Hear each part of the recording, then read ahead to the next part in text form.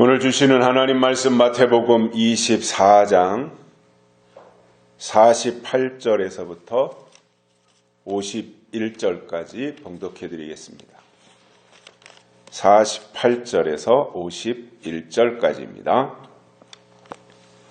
만일 그 악한 종이 마음에 생각하기를 주인이 더디오리라 하여 동무들을 때리며 술 친구들로 더불어 먹고 마시게 되면 생각지 않은 날 알지 못하는 시간에 그 종의 주인이 이르러 엄히 때리고 외식하는 자에 받는 율법에 처하리니 거기서 슬피 울며 이를 갈미 있으리라. 아멘.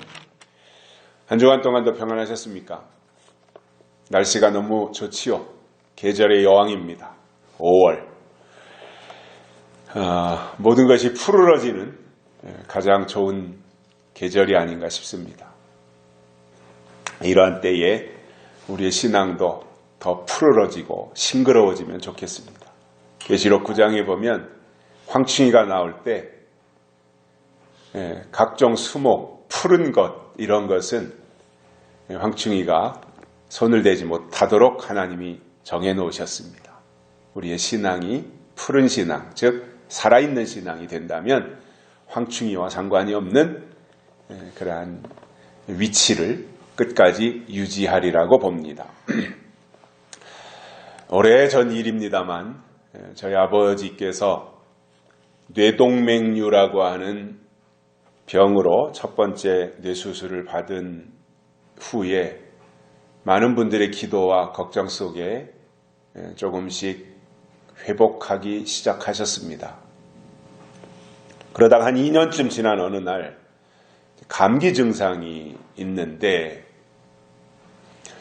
그렇게 뇌수술을 한 환자는 감기 증상이 오면 수술한 병원을 가든가 아니면 의사를 만났어야 되는데, 그 당시에 어느 권사님이 저희 아버지께서 감기 증상이 있는 걸 알고는 사랑하는 마음으로 약국으로 달려가서 감기약을 사오셨는데, 그때 그 약이 가루약이었습니다. 그 약을 드시면서 아마 목에 그 가루약이 걸려서 사례가 들린 모양이에요. 그때부터 이제 끊이지 않고 기침을 하기 시작하신 거죠. 근데 우리가 기침을 어쩌다 한번 하는 거에 상관없지만 계속하면 이게 기침을 할 때 압력이 발생하잖아요. 뇌혈관에 압력이 발생하니까 끊이지 않는 기침을 하면서 그 영향으로 뇌출혈이 발생을 해서 두 번째 뇌 수술을 받으셨습니다. 다행히도 의식이 돌아왔고 또 회복도 하시면서 기억력은 원래 상태로 돌아왔고 말씀도 어눌하지만 그래도 이렇게 들을 수 있을 정도로 말씀을 하시는 단계까지 갔는데, 두 번째 수술하시고 나서는 거동은 거의 하실 수가 없었습니다.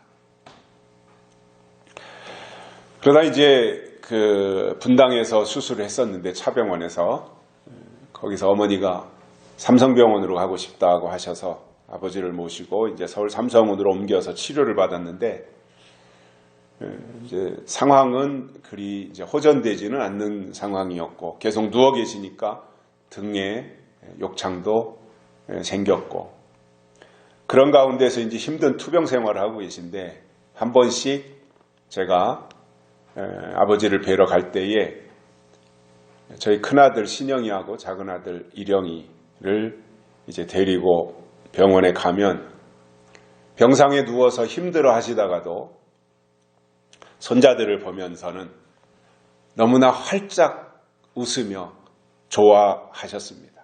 원래부터 저희 아버지는 아이들을 참 좋아하셨어요. 그런데 손자들이니 얼마나 더 기쁘고 또 예쁘고 했던 그 기억이 지금도 생생합니다. 저에게도 손자 한 명, 손녀 한 명이 있는데 그 녀석들을 볼 때마다 얼마나 예쁘고 또 눈에 선한지 그야말로 설레는 마음을 가지고 손자 손녀들을 대하곤 하면서 또 그 녀석들을 보고 싶어 할 때도 많이 있습니다. 하나님도 우리를 보실 때 기뻐하셔야 되고 결국 우리가 하나님을 기쁘시게 해드리는 것이 믿음이잖아요. 그리고 창세기에도 보면은 다른 창조는 다 좋았더라 하셨는데 사람을 만드시고는 보시기에 심히 좋았더라 이렇게 말씀하신 것을 보면서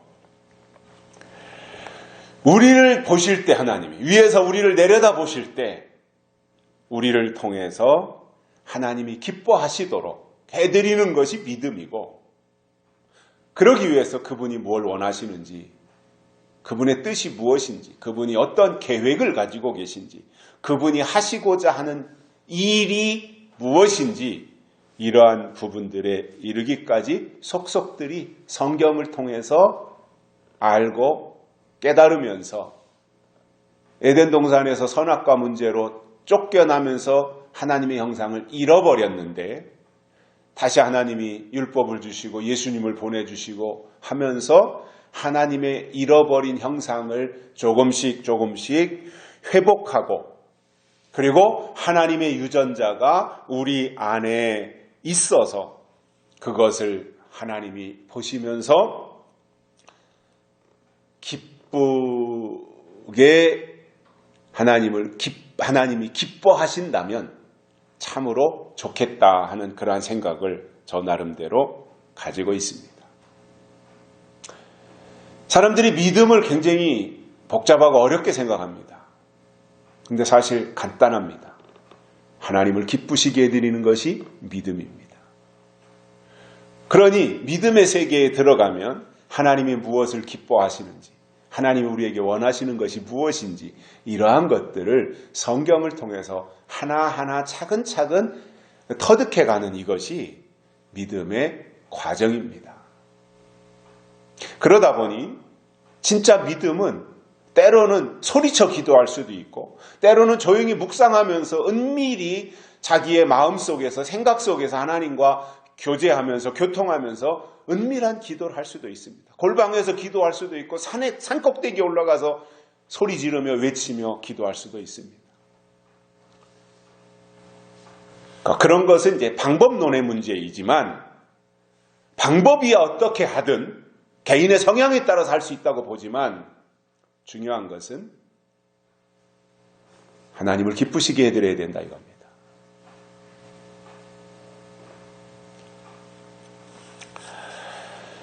그래서 우리가 지난주에는 충성되고 지혜 있는 종의 특징이 무엇인지에 대해서 말씀을 들었습니다.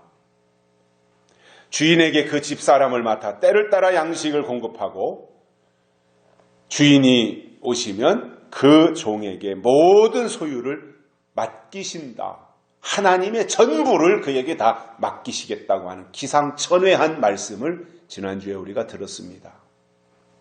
오늘은 지난주의 말씀과 비교해서 악한 종의 특징이 무엇인지 세 가지를 깨닫고 은혜를 받겠습니다. 첫째로는 악한 종은 주인이 더디오리라고 생각합니다. 이게 악한 종입니다. 그러면 주인이 더디오리라고 생각하는 이것은 성경이 강조하고 있는 것과는 너무나 동떨어지고 거리가 먼 생각이고 이러한 생각에 사로잡혀서 살아가는 사람을 악한 종이다 이렇게 우리가 말할 수 있을 것입니다. 성경은 어떻게 말씀하시느냐 하면 예수님이 속히 오리라 이렇게 강조하고 있습니다. 성경은 예수님이 속히 오시리라고 말씀하고 있는데 악한 종은 주인이 더디 오리라 이렇게 생각하고 있다는 거죠. 착각인 거죠. 자기 생각이니까요. 히브리서 10장 37절에 보면 잠시 잠깐 후면 오시리가 오시리니 지체하지 아니하시리라 이렇게 말씀하고 있습니다. 계시록 22장 7절에 보면 보라 내가 속히 오리니 이렇게 말씀하셨고 또 계시록 22장 12절에도 보면 보라 내가 속히 오리니 이렇게 강조하고 있습니다. 물론 우리가 예수님이 이 땅에 오시는 것에 대해서 다시 오시는 것에 대해서 기다려야 되고 사모해야 되고 준비해야 되고 그분의 뜻이 무엇인지 알아야 되고 그분을 맞이하기 위해서 우리가 이 땅에서 어떻게 살아야 되는지에 대해서 충분히 습득해야 되는 것은 맞습니다. 그러나 예수님이 이 땅에 다시 오시는 것과 관련해서 특정한 날짜를 말할 수는 없다 이겁니다. 왜냐하면 그것은 하나님의 주권에 속한 거예요. 그것은 하나님의 영역이다 말이에요. 감히 그 하나님의 영역을 우리가 침범할 수는 없는 거예요. 주님이 이 땅에 오시는 것은 하나님의 계획 속에 포함되어 있는 것은 맞지만 그 날짜가 언제인지에 대해서는 우리에게 알려주시지 않았어요.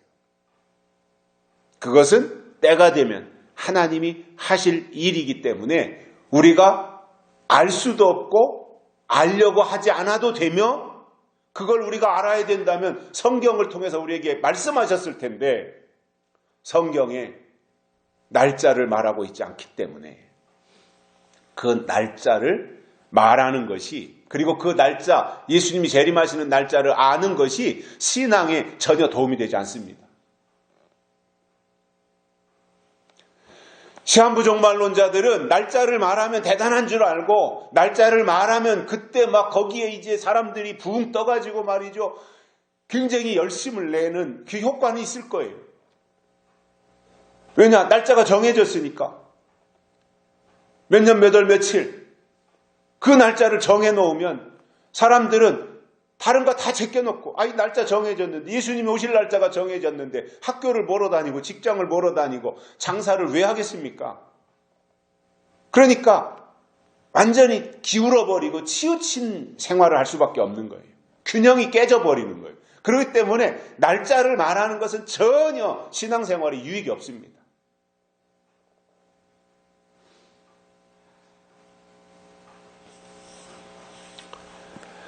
그러나 이런 것은 있다고 봅니다. 우리가 세상을 살아가면서 터득하는 지혜가 있어요. 그게 뭐냐면 계절이 바뀔 때는 먼저 바람이 바뀌더라 이거예요. 계절이 바뀌기 전에 바람이 바뀌어요. 그래서 우리의 피부에 와 닿는 바람결에서 계절의 변화를 느끼는 거예요. 찬바람이 몰아치던 한겨울에 매서운 추위 때문에 오들오들 떨면서 생활하다가 겨울에는 겨울이 영원할 것 같아요. 언제 봄이 올 것 같지도 이게 너무나 멀게만 느껴지는 거예요. 그리고 막 추위와 싸우면서 이렇게 생활을 하다가 2월 말쯤이 되면 그때부터는 얼굴에 와 닿는 바람결의 훈기가 있더라 이겁니다. 저는 여름이고 겨울이고 저녁 때가 되면 날마다 밖에 나가서 뛰잖아요. 운동을 하잖아요.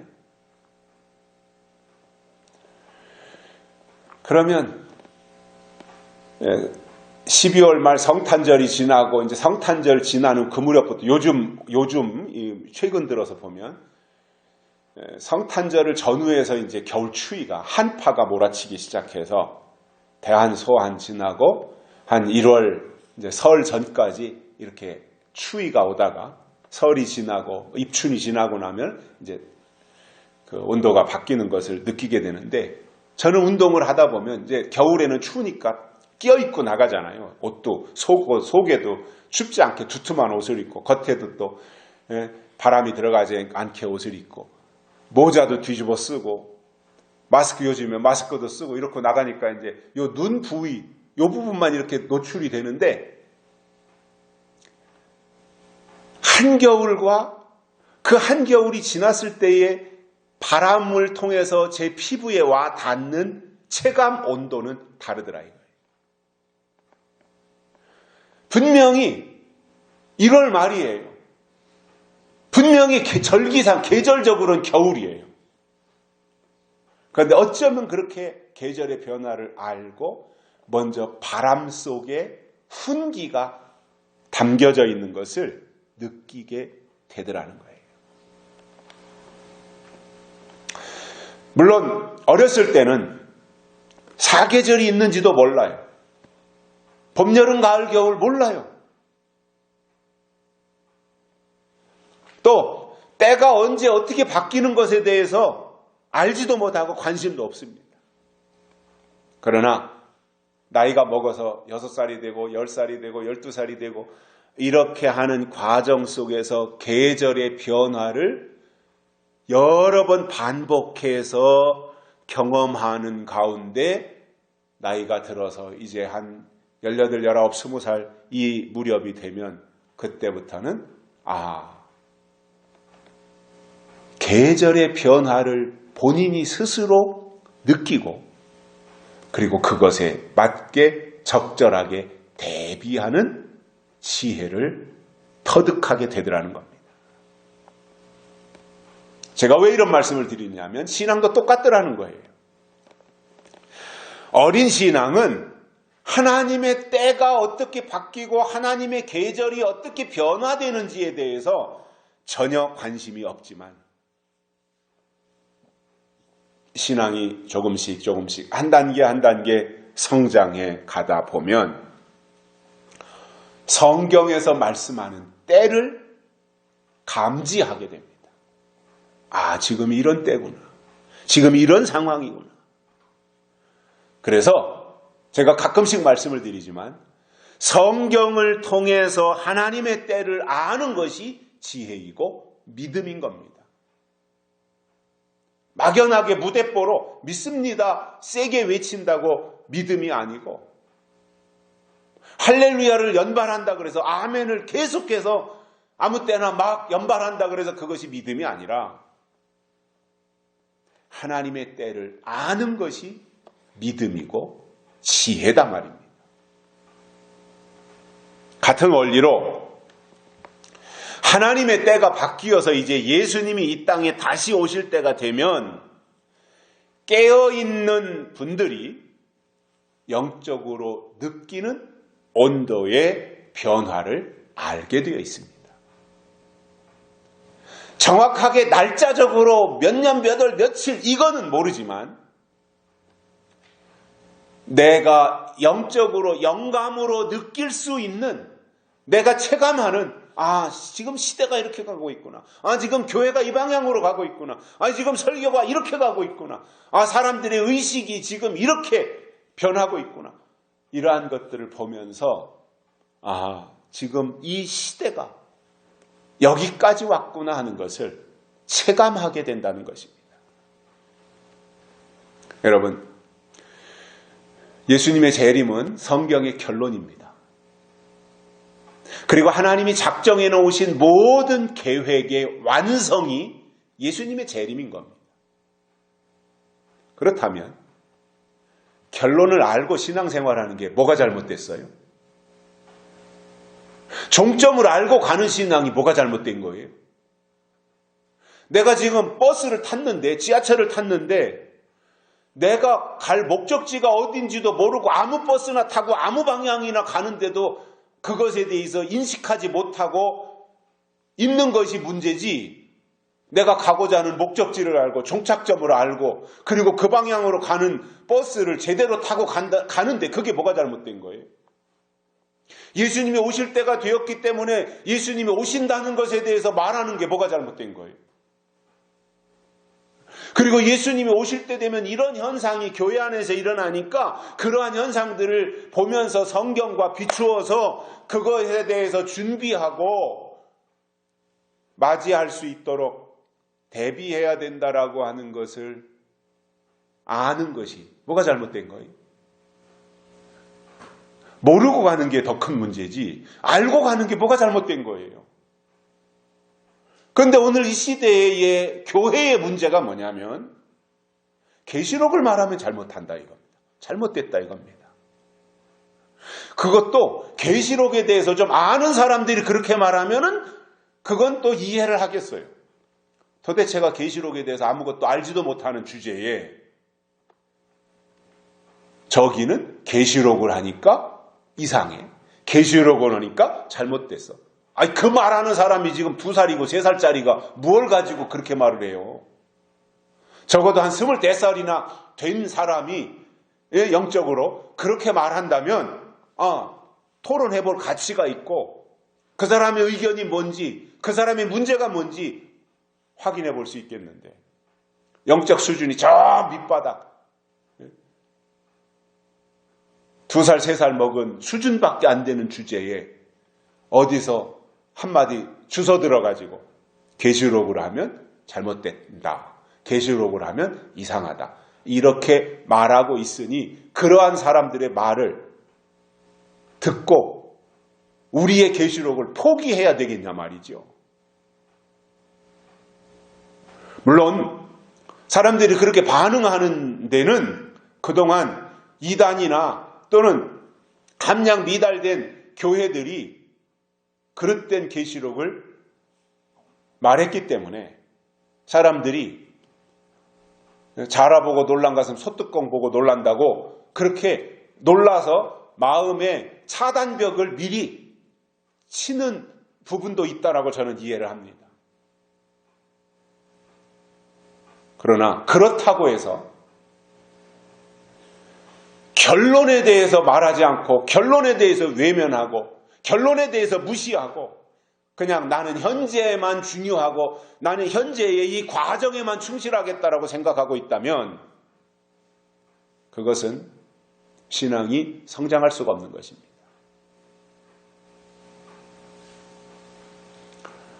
신약 성경에만 예수님이 다시 오신다는 약속이 318번이나 나오고 있습니다. 예수님 자신도 다시 오시겠다고 하는 말씀을 여러 곳에서 표현하셨습니다.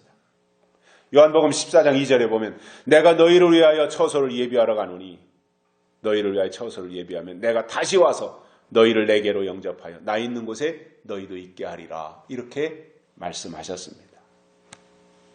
성경은 때가 되면 예수님이 이 땅에 다시 오시기 때문에 그 때를 알고 그 때를 준비하고 신앙생활을 해야 된다라는 거예요.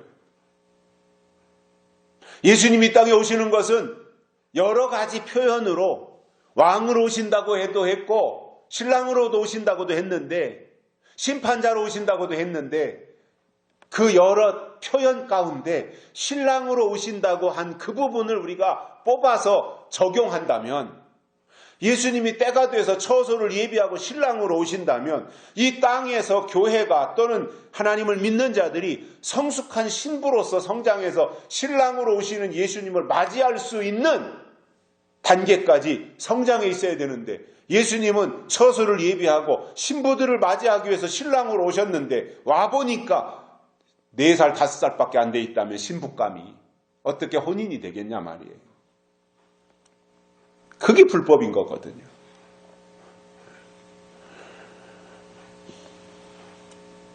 우리가 성경을 근거로 해서 예수님이 다시 오신다라고 말씀한 것을 토대로 삼아서 우리의 신앙이 다시 오시는 예수님을 기쁨으로 맞이할 수 있도록 준비를 갖추는 신앙생활을 해 나가는 것. 저는 이것이 가장 값진 신앙인들의 자세라고 생각을 합니다. 그런데 악한 종을 보면 주인이 더디 오리라 이렇게 생각한다는 거예요. 그러니 더디 오리라고 생각하는 이러한 종이 예수님이 다시 오시는 것에 대해서 알지 못할 것은 뻔한 일이고 본인이 모르니까 말하지도 않을 것이고 말하지 않으니까 준비도 못할 것은 뻔한 일이지 않습니까? 그런데 악한 종이 자기 혼자 주님은 더디 오리라, 주인은 더디 오리라 이렇게 생각하고 있다면야 자기 한 사람 책망받고 심판받는 것으로 끝나겠지만, 문제는 악한 종도 설교하잖아요. 그러니 그를 통해서 설교를 듣는 사람들의 영향을 받아서 악인의 길로 같이 휩쓸려 갈 수밖에 없다 그 말입니다. 그래서 악한 종은 때를 모르는 종이기 때문에 당연히 게으른 종입니다. 악한 종은 게으른 종인 겁니다. 또한 게으른 종은 때를 따라 주시는 양식이 무엇인지 알지 못하기 때문에 때를 말하지 못해요. 그러면서 그냥 쉬운 말로 믿기만 하라고 합니다. 열심히 충성하라. 믿기만 해라. 그러나 더 믿는 것보다 더 중요한 것이 뭐예요? 무엇을 믿어야 되느냐라는 거잖아요. 우리는 하나님의 약속을 믿잖아요. 하나님을 믿는데 중요한 것이 뭐예요? 하나님이 이 시대에 우리들에게 주신 약속을 믿는 거다 말이에요. 이게 믿음이라는 거죠.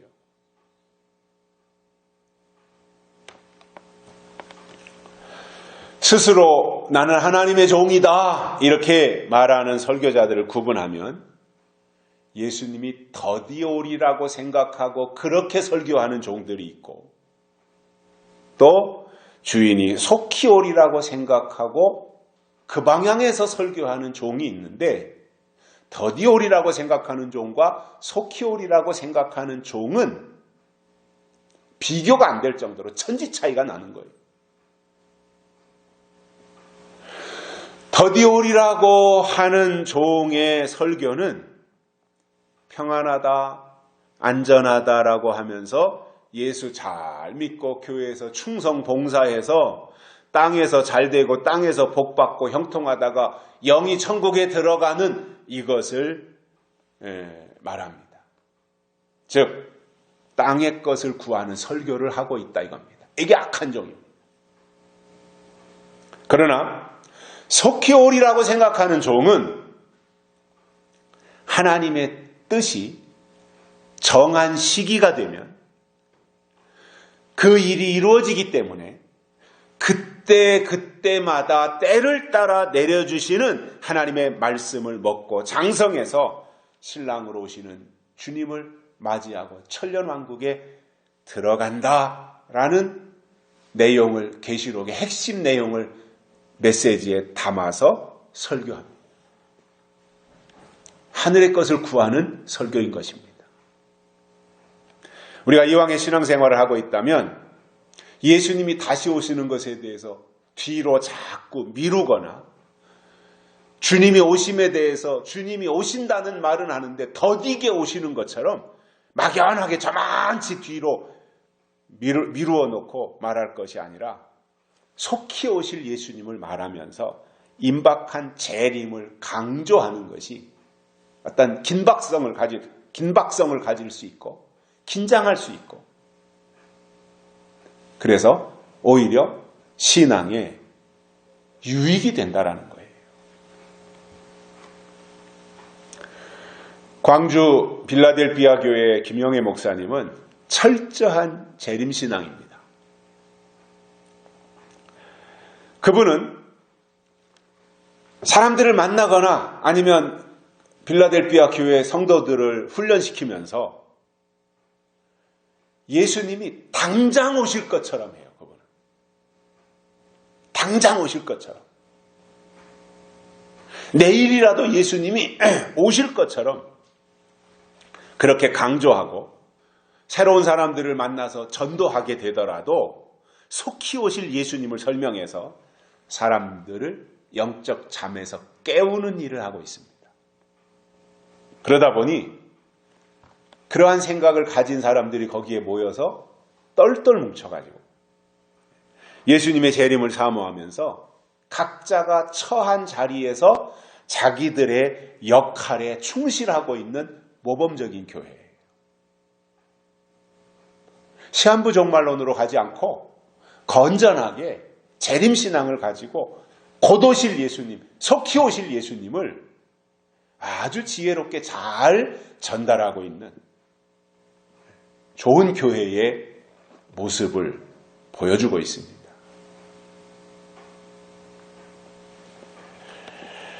예수님은 주인을 기다리는 종의 자세를 가져야 된다 이렇게 설명하면서 누가복음에서 이런 말씀을 하셨습니다. 허리에 띠를 띠고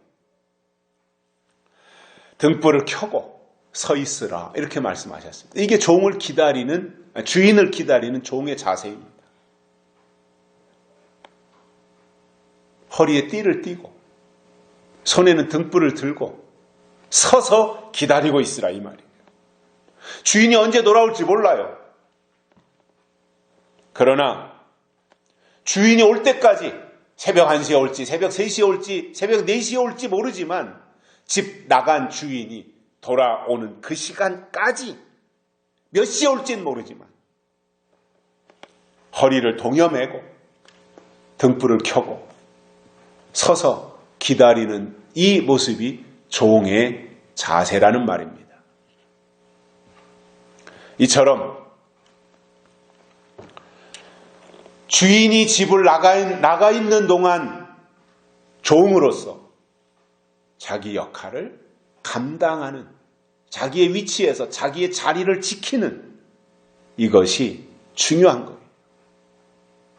하지만 더디오리라고 생각하고 있으니 허리띠도 다 풀어 제낄 거 아니에요.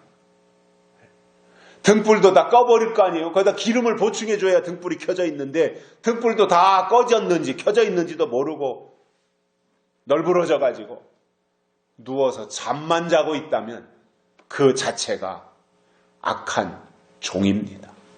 또 한 가지는 예수님 재림에 대해서 성경에 나오는 때와 시기 그리고 법에 대해서 말하지 않는다면 그 또한 악한 종이라는 말입니다. 두 번째로는 동무들을 때린다 이렇게 말씀하고 있습니다. 악한 종은 동무들을 때린답니다. 주워 팬다는 거죠. 단어적으로 보면. 이 말은 뭐냐면 주인이 더디오리라고 생각하는 종은 주인이 없는 사이에 자기가 마치 주인인 것처럼 주인 행세를 하면서 동무들을 때린다 그 말이거든요. 여기서 때린다는 말은 실제로 주먹을 가지고 다른 사람들을 가격하는 경우도 해당이 되겠지만 여기서 예수님이 이렇게 말씀하신 것은 주로 말로 때리는 것을 의미합니다. 말 가지고. 그러니까 이 종은 동무들을 때리는 이 악한 종은 주인의 마음에 들도록 사람들로 하여금 일하게 해야 되는데 자기 마음에 들게 하라는 거예요. 하나님께 충성하고 하나님을 닮아가도록 해야 되는 거, 그 하나님이 누구신지 주인이 누구신지를 제대로 그 집 사람들에게 설명하고 소개해 줘야 되는데 그 종은 자기한테 잘하라는 거예요. 나한테 잘하는 것이 하나님한 주인한테 잘하는 거다. 이렇게 설명을 하는 거예요. 그러면서 자기 마음에 들지 않으면 상대방을 비방하고 상대방을 조롱하며 자기와 다르다는 이유로 틀렸다고 말하고 이단이라는 말로 매도하면서 저주하는 것을 때리는 것으로 이해하셔야 됩니다. 여러분, 노아 할아버지가 방주를 지을 때 바닷가에 지었다면 사람들한테 비난받을 이유가 없습니다. 왜냐? 바닷가에 배를 짓는 것은 상식이에요. 사람들은 상식을 가지고 살아요. 근데 노아가 바닷가에 배를 지으면 당연히 배는 바다에 띄우는 거니까 바닷가에 배를 짓는 거 당연한 거지. 우리나라의 조선소, 거제도에 있는 조선소, 울산에 있는 조선소 다 바닷가에 있잖아요. 조선소가 산에 있다면 그건 잘못된 거잖아요. 근데 노아가 지금 그렇게 하고 있는 겁니다. 산꼭대기에다가 배를 지었기 때문에 아무런 노아가 볼 때 그 당시에 존재감도 없던 시시껄렁한 사람까지도 지나가면서 한마디씩 비난하는 거예요. 배를 왜 산꼭대기에다 짓느냐고. 제정신이냐고. 그러니 나보다 나은 사람한테 어떤 꾸지람이나 책망이나 어떤 충고를 듣는다면 그것은 고맙게 받아들이겠는데, 받아줄 수 있겠는데, 하찮은 사람이 지나가던 그야말로 존재감도 없는 사람이 노아를 향해서 한마디 던질 때 노아가 그거 수용하기가 쉽지 않았겠지요. 그런데 묵묵히 다 그건 그냥 묻어두고 노아가 자기 역할만 하는데, 사실은 노아가 하나님 편에서 볼 때는 옳은 일을 하고 있는 거잖아요. 방주를 지금 짓고 있는 거잖아요. 그런데 모르는 사람들은 자기의 경험과 상식에 비추어서 노아를 향해서 손가락질을 하면서 정신이 온전치 못한 치매 걸린 영감태기 취급을 했을 것이니, 노아 스스로가 자기를 볼 때는 물론 영적으로 하나님의 일을 하고 있지만 빈총도 안 맞은 것만 못하다고 그런 말을 들을 때는 스스로 얼마나 초라하게 생각을 했겠습니까? 인간적으로는. 여러분, 세상 사람들은요, 상식을 가지고 말하기 때문에 노아가 지금 노아가 짓고 있는 이 방주가 상식에 맞지 않는다고 지적했던 거예요. 그러나 성경이 말씀하고 있는 믿음은 상식보다 한참 더 뛰어나게 높은 위치에 있는 게 믿음이에요. 상식과 믿음은 비교가 안 되는 거예요. 그러나 세상 사람들은 상식이 전부로 알기 때문에 상식을 가지고 말하지만, 그러나 상식이 믿음보다 앞설 수가 없다는 말입니다.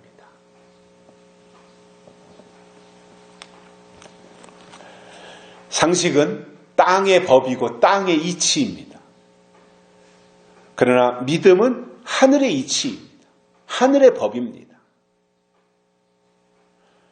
그렇다면 우리가 하나님을 믿는다고 하는 것은 우리의 상식선에서, 우리의 상식, 인간적으로 가지고 있는 상식 수준에서 하나님을 믿는 것이 아니라, 하나님을 믿는다는 것은 상식을 뛰어넘어서 하늘의 이치와 하늘의 법을 따르는 가장 고차원적인 방식이라는 말입니다. 예수님은 하나님의 아들로 이 땅에 오신 분인데, 그 당시에 바리새인들은 예수님을 가리켜서 상식으로 접근해서 목수의 아들이지 네가 무슨 하나님의 아들이냐? 그러면서 모욕을 주었고, 허황된 주장을 예수님이 한다고 그들이 모함을 해서 예수님을 붙잡아다고, 감히 목수의 아들 주제에 하나님의 아들이라 그랬다고 참남되다고 십자가에서 못 박아 처형했던 것입니다. 예수님이 옳았고, 예수님은 진짜 하나님의 아들이셨잖아요.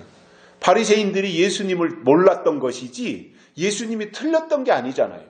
예수님이 옳았어요. 바리새인들이 생각이 틀렸어요. 그들이 오랫동안 모세의 사상을 받고 율법의 정신을 가지고 율법적으로 그 선에서 율법을 그들은 자기네들의 민족적 상식으로 생각했었으니까 그 율법적 수준에서 예수님을 바라보니 예수님이 틀린 거죠. 그렇기 때문에 예수님이 틀렸다고 말했던 거잖아요.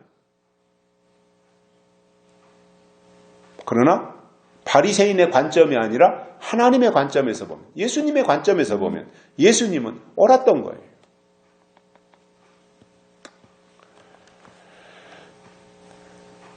마찬가지로 그때나 지금이나 시대에 뒤떨어진 사람들이 자기가 뒤처져 있는 생각은 하지 아니하고 오히려 자기들이 믿는 구약의 하나님과 다르다는 이유로 예수님을 핍박했고 처형시켰던 것입니다. 예수님께서 이런 말씀을 하셨습니다. 마태복음 24장 34절에서 그러므로 내가 너희에게 선지자들과 지혜 있는 자들과 서기관들을 보내며 너희가 그 중에서 더러는 죽이거나 십자가에 못 박고 더러는 회당에서 채찍질하고 이 동네에서 저 동네로 따라다니며 박해하리라. 예수님이 이렇게 말씀하셨어요.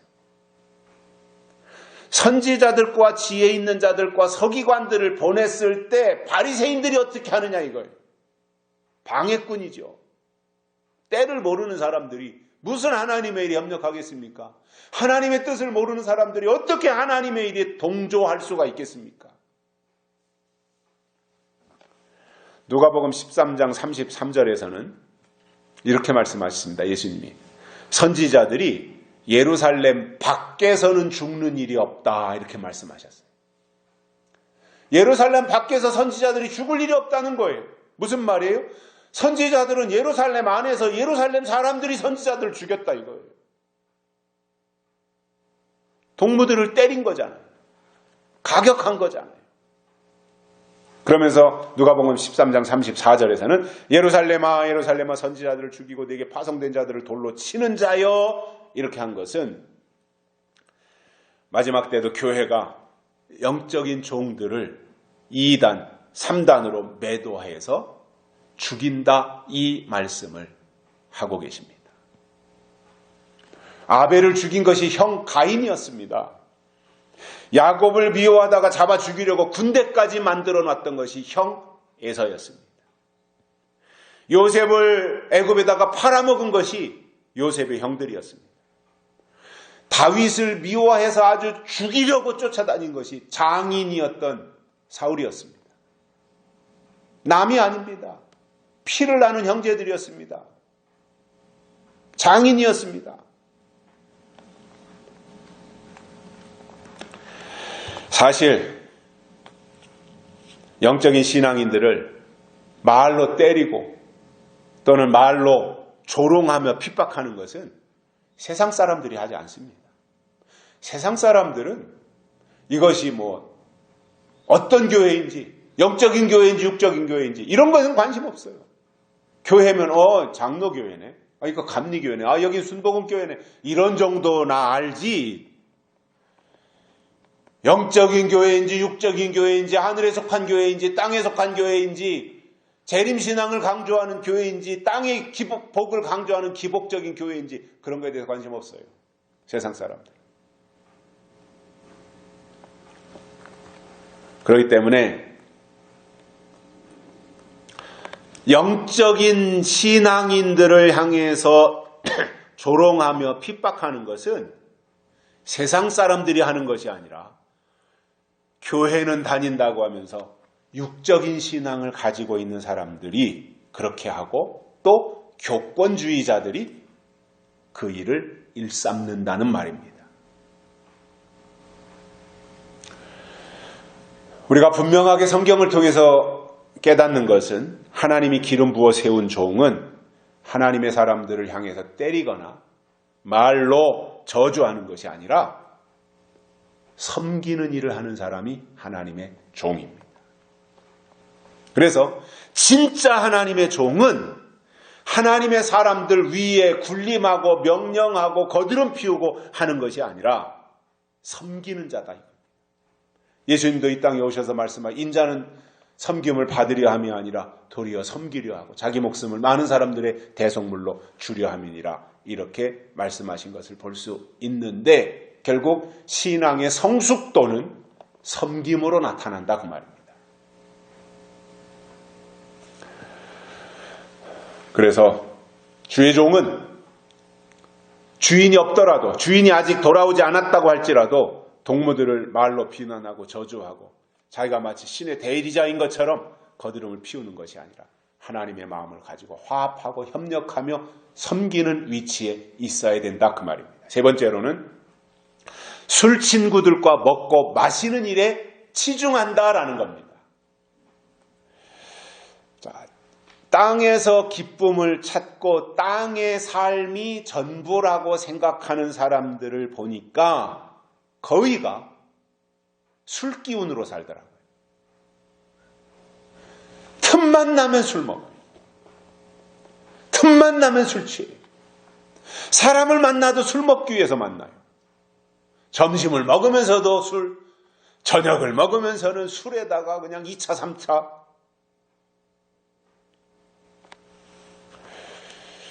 그래서 땅에서 기쁨을 찾는 사람들을 보니까 술 친구와 먹고 마시는 것을 즐겨하더라는 모습을 저는 발견을 했습니다. 탕자를 보면 아버지의 재산을 미리 상속받아가지고 세상 친구들과 어울리면서 다 탕진하고 말았어요. 성경이 술에 대해서 말씀하는 것을 보면 에베소서 5장 18절에 보면 술 취하지 말라 이는 방탕한 것이니 성령의 충만함을 받으라 이렇게 말씀했습니다. 잠언 31장 5절에서는 이렇게 중요한 말씀을 했는데 술을 마시다가 법을 잊어버리고 모든 간곤한 백성에게 공의를 굽게 할까 두려우니라. 잠언에서 솔로몬이 정확하게 말했어요. 술을 마시다가 법을 잊어버린다 이거예요. 하나님의 법을 잊어버린다 이거예요. 그리고 술에 취하면 간곤한 백성들에게 공의를 굽게 한다 이겁니다. 공의는 곧아야 되는데 자는 곧아야 되잖아요. 자는.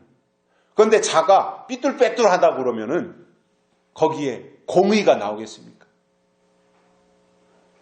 술에 완전히 취해가지고 만신창이가 되어 있는 가운데서 어떤 공의가 그 속에서 나올 수가 있겠습니까?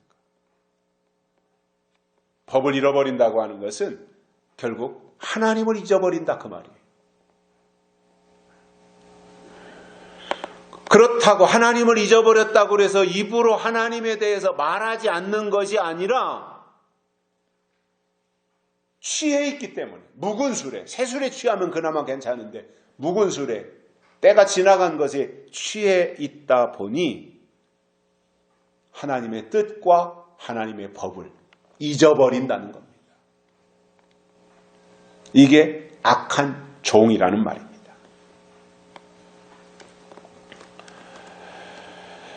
그래서 악한 종에게는 주인의 뜻이 없어요.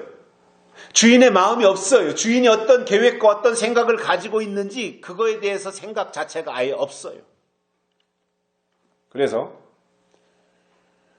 그러한 종은 그냥 다 주인에 대해서 무관심하게 그냥 자기의 좋을 대로 생활을 하다가 생각지 않은 날 알지 못하는 시간에 주인이 와서 계산하자. 5달란트 가져와라. 2달란트 가져와라. 1달란트 가져와라. 이렇게 계산하는 날이 있는데 그때에 주인이 와서 보니까 1달란트 받은 종은 주었던 거 그대로 땅에 묻었다가 파가지고 그것을 그대로 가지고 온 거예요. 결국 1달란트 받은 종은 주인이 누군지 몰랐어요. 왜 주인이 1달란트를 나에게 줬는지 몰랐어요. 그러니까 땅에다 묻어놨다가 이거 괜히 잘못했다가 잘못 투자했다가 원금까지 날리면 어떡하느냐 생각하고 묻어놨다가 그것을 주인이 돌아오니까 가지고 왔을 때 주인이 그 1달란트 받은 종에게 악하고 게으른 종이라고 말하잖아요. 그리고 그 종을 심판하면서 거기서 슬피 울며 이를 갈미 있으리라고 했던 것입니다. 주인의 뜻을 몰랐어요. 주인의 마음을 헤아리지 못했어요. 주인이 어떤 사람인지 알지 못했던 거예요. 주인이 누군지 몰랐다고 하는 그 자체는 종의 자격을 상실한 겁니다. 종은 무엇보다도 내가 모시고 있는 주인이 어떤 분이시냐, 성향이 어떻고 관심사가 무엇이고 이런 거에 대해서 파악을 해야 되는 거죠. 우리가 신앙생활을 교회를 통해서 한다면 교회의 주인이신 예수님이 누구시고 예수님이 어떤 분이시고 예수님이 무슨 일을 하셨고 앞으로 예수님이 어떠한 일을 하실 것인지 하신 일이 무엇이고 하실 일이 무엇인지에 대해서 알아야 종의 자격이 있는 겁니다. 그런데 1달란트 받은 종에게는 그게 없었습니다. 그러니 악하고 게으른 종아 이렇게 말씀하실 수밖에 없었고요. 그 1달란트를 뺏어가지고 5달란트 받은 종에게 다 주셨고, 쫓겨난 것이 1달란트 받은 사람. 오늘 본문에도 그렇게 51절에서 나오고 있는 내용이기도 하고요. 그러니까 악한 종은 뭐 이단에 있는 종도 아니고 저 세상에 있는 뭐 타종교의 사람들도 아닙니다. 악한 종이 어디서 나와요?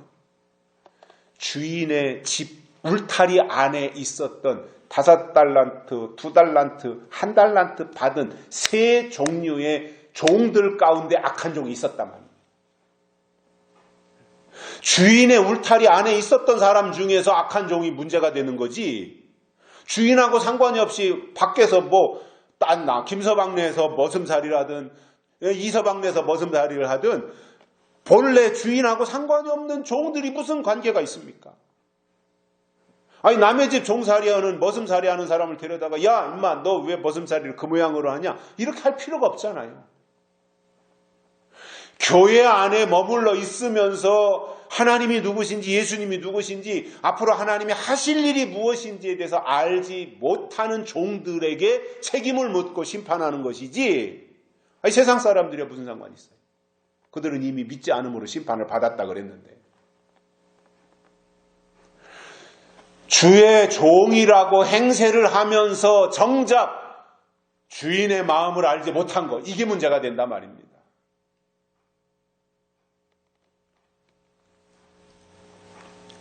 그래서 충성된 종도 교회에서 나오고 악한 종도 교회에서 나오기 때문에 교회를 잘 살펴봐야 되고, 그리고 설교를 들으면서 그 설교자들의 영이 하나님께 속한 영인지 아니면 세상에 속한 영인지 적어도 그것은 분별하고 신앙생활을 해야 된다고 말이에요.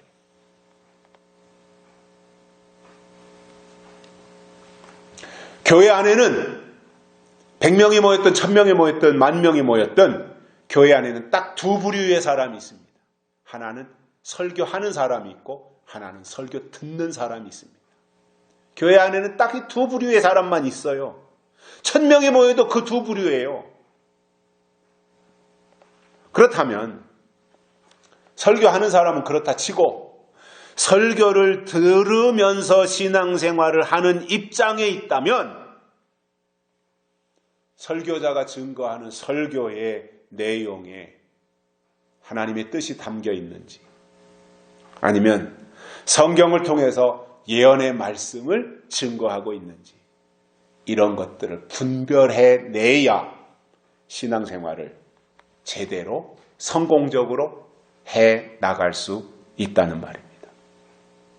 결론으로 하나님은 충성된 종을 통해서 계획하신 일을 하시는데 그 일을 방해하고 회방을 부리는, 그러면서 주인의 뜻을 알지 못하는 사람이 악한 종이라는 말입니다. 주인은 와서 충성된 종에게는 상을 주시고 주인의 모든 소유를 다 맡긴다 그랬으니까. 그러나 악한 종은 엄히 때리고 외식하는 자에 받는 율법에 처하리니, 이렇게 오늘 말씀하고 있는 것을 볼 때에 그 자체가 악한 종이라는 말이고요. 그래서 악한 종이 임하면 그 악한 종은 3가지 특징을 보여주는데, 그 3가지 특징이 무엇인지 우리가 기억하고 그들이 하는 일을 잘 분별해서 끝까지 하나님 편에 서서 선한 일에 쓰임받는 충성된 종들이 되시기를 주의 이름으로 축복합니다. 살아계신 하나님 감사합니다. 오늘 또 우리를 불러주시고 말씀을 듣게 해주셔서 감사를 드립니다. 이 말씀 우리의 마음판에 새기고 주님 오시는 날까지 악한 종을 분별해내고 충성된 종에 속한 우리의 신앙을 잘 발전시켜 나갈 수 있는 저희들 되게 해 주옵소서. 다시 오실 예수님의 이름으로 간절히 기도드리옵나이다. 아멘. 찬송가 383장 1절과 3절 부르시겠습니다. 383장 부르시면서 헌금 드리시겠습니다.